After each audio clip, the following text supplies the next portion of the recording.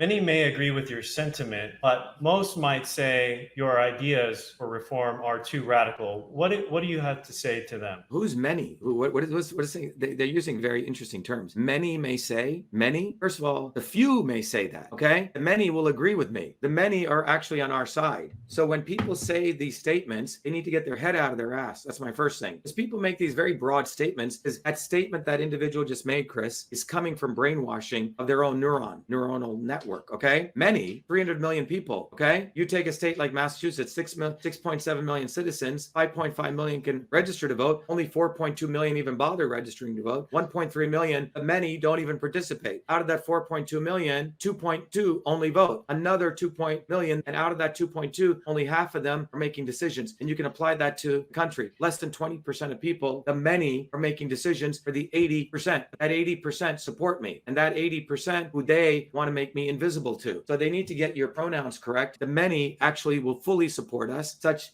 expropriation that I've just talked about of all these people. We should eliminate, go back to the Constitution, all these standing armies and the police all should be local militias. The US government should also only be allowed to print money only if it's backed by gold and silver. And we should arrest the owners of the Fed, private company, and prosecute all of them for larceny. That's what they've done. And we should also defund all the intelligence agencies. But see, others will say this, but they don't have a movement. When you have a movement, we can do it, okay? And we should also reward all whistleblowers and prosecute those responsible for trying to enslave all of us. The other thing we need to definitely do is all these academics in every major institution who's published fabricated data, they should all be jailed immediately, because it's pretty easy to, a lot of that has occurred. And every university president who took money from Epstein after he was convicted, and I'll tell you one of them is MIT President Raphael Reif. He should be convicted and jailed, okay? He should be prosecuted. And we should also, as I mentioned earlier on, every citizen in the United States should receive proper weapons training and should be provided firearms. It's just a basis of ensuring that we could follow the spirit of the Constitution, which is to make sure